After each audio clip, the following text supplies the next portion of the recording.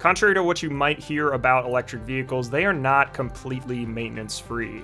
I've had my Tesla Model 3 for nearly 4 years and 70,000 miles and had to do a decent amount to keep it up and running. So today I'm going to be walking through every single thing I've done and what it cost me. So I originally purchased my Tesla in November of 2019, January 30th of 2020, so just a few months later, I actually noticed some trim that was coming loose inside the vehicle, so I got the mobile service tech to come out and fix that trim. Luckily, that was all covered under warranty. During that service visit, they actually scratched up some of my interior door trim, so they did have to come out and fix that a few weeks later, but that was also covered under warranty at $0. In December of 2021, so about 2 years into ownership, I did notice the smelly smell coming out of my Model 3 and interior of the cabin. And this is a known flaw with the Model 3. Just after a little bit of time, there's just some gunk that builds up inside the AC condenser. So I did have to go in there and clean that out, replace the cabin filters. This is recommended that you do this about every year, so this was on me for not replacing it sooner. But I did do that myself, but in parts alone, it did cost a little over $100. So $100. Tesla can do this if you do want to hire them. I think they charge a little bit more, but I figured I could do this myself and just pay for parts here. The following February in 2022, I was actually going to be taking a long trip. I've got a video of that trip on my YouTube channel, and it was all through the Upper Peninsula of Michigan during the winter. So I decided I needed to get some winter tires put on. My tires were starting to run out anyway, so I needed some replacements and went with the Michelin X Ice tires for my winter tires. I just put those on the existing Aero wheels that came with the vehicle. Tires are expensive, so this was a $1,000 purchase to buy the tires, get them mounted, do all that work on my existing rims. A month later, in March of 2022, I did replace the wipers. This is another thing that they recommend you do yearly, just to make sure your wipers are operating properly. I just bought these from Tesla. They're a very easy install, but they did cost a little over $50. Then getting into April, it was starting to warm up here in Ohio, so I decided I need to get some summer tires or all-season tires for the warmer weather that was coming. We had kind of got past the winter weather that was really cold, so needed some new ones and went with the Continental Extreme Contact DWS06 Plus, long name there, but those cost about $1,200. And this is because I bought new tires, but I also had sport rims that I had won in a contest. So right now I'm running my winter tires on those original Aero wheels that came with the vehicle.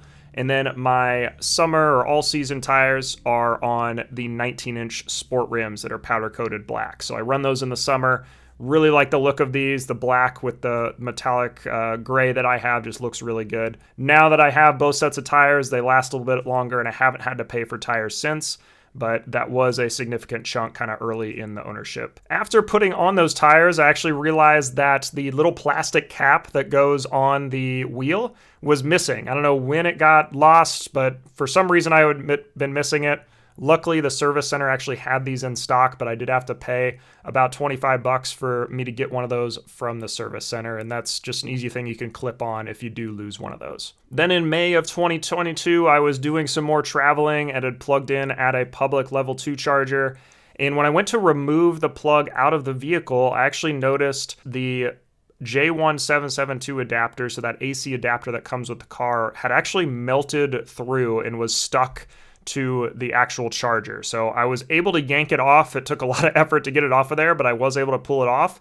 But unfortunately, the adapter was fried at that point. So something had been going on with that charger. Just kind of be aware of that if you're plugging into more sketchy chargers. But this did get melted through. I needed to replace it if I wanted to charge at any other chargers. So you can purchase these online, or my Tesla service center had one. So just paid about $53 to grab one of those from the service center. A little later that same month, I noticed some weird low speed issues with my vehicle. It was kind of like pulling and just wasn't accelerating right, kind of lower speeds. So brought that in, and they actually did a brake cleaning on the Model 3, which is kind of a weird thing to say. Not something you have to do on most vehicles. But since EVs aren't using the brakes as much, sometimes you can have some weird stuff happen. So I'd encourage you, if you are out driving your EV, you do need to slam on the brakes every once in a while to just keep those brakes clean, especially if you're using one pedal driving. So I spent about $111 getting that fixed at the service center, but was in and out pretty quickly if that is something you need done. In September of 2022, I had hit about 43,000 miles. And keep in mind the warranty, the basic vehicle warranty expires at 50,000 miles. So if you are getting close to that, I would just pay extra attention to what's going on with the vehicle and make sure you get any kind of loose ends fixed before that warranty does expire. So luckily, right before my warranty expired, I noticed the control arm squeaking. So this was a known design flaw with the Model 3. It's covered under warranty. And it kind of sounds like a squeak or a weird kind of sound as you're going over bumps at low speeds. So this is a control arm issue. Was able to get this covered under warranty. It's generally, I think, close to $1,000 repair. So that was very fortunate that it happened prior to my warranty expiring. In March of 2023, I did the wipers again. So just spent $50. I usually just buy them from Tesla. I know they're going to fit. I know they're going to work.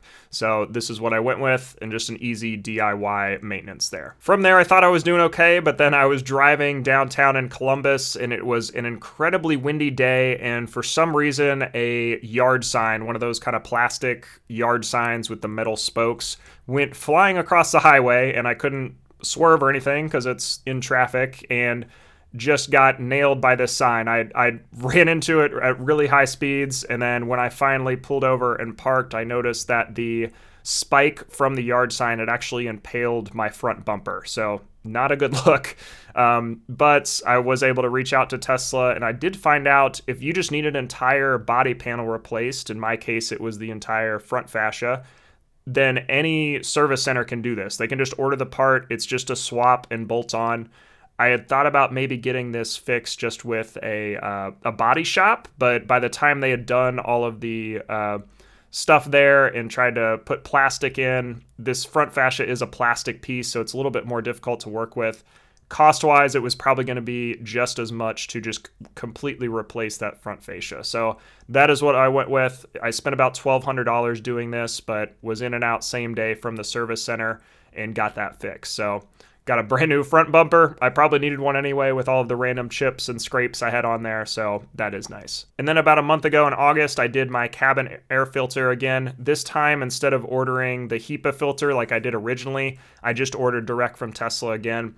This time it was only about $54 all in between the Cool-It evaporator cleaner, I'll link that down below, the one that Tesla actually uses for this service, and then the Tesla Model 3 stock OEM air filter for your cabin. So this is something that is a little bit difficult to do if you haven't done it before. I may end up just paying Tesla to do this next time. By the time I've spent $50 and a couple hours in the garage trying to do this and clean everything out, maybe worth just paying somebody. But this is something you can do yourself if you're comfortable with it. And just recently, I'm actually waiting to get service done on this. It's going to happen here in the next week or so, but I was being really dumb cleaning out my interior, trying to sweep out my car, keep it nice, and actually tilted the front seat too far forward and actually hit the visor up front. So you have to be really careful with this. If you tilt the seat at the right angle and push it forward towards the visor, you can actually crack the mirror that is in there, which is exactly what I did. I had seen people do this online before. I should have known this, but just something to be aware of when you are cleaning out the interior of your car or moving seats around or anything like that. This is going to be about $146 repair, so not looking forward to that, but I believe they replaced the entire visor piece. It's not just that little mirror. So obviously, I want to be able to use my mirror. I don't want it cracked, so this is something I'm getting done in the next week here. So all in, our total comes out to $4,042.07. So all in, I think for 4 years of car ownership, spending about $1,000 a year on maintenance and repairs isn't awful. Obviously not ideal, but just something to keep in mind. Anytime you buy a car, anytime you buy anything really that you're going to be using every day, it's probably going to need some sort of repair. So if you are budgeting for a Tesla or budgeting for any car for that matter, it's important to kind of keep that stuff in mind. Luckily, a lot of this stuff was pretty routine, except for maybe the front fascia replacement. That's probably the most intense thing I've had done. Do keep in mind there is maintenance with EVs. So this isn't going to be a completely maintenance-free experience. You're still going to need tires. You're still going to need cabin air filters. I did not mention replacing my my wiper fluid. That is a common thing as well that you'll need to do, but that's only a few bucks here and there. If I missed anything here, there's any other questions you have about EV maintenance or Tesla maintenance, feel free to drop them down in the comments below. and I will talk to you in the next video.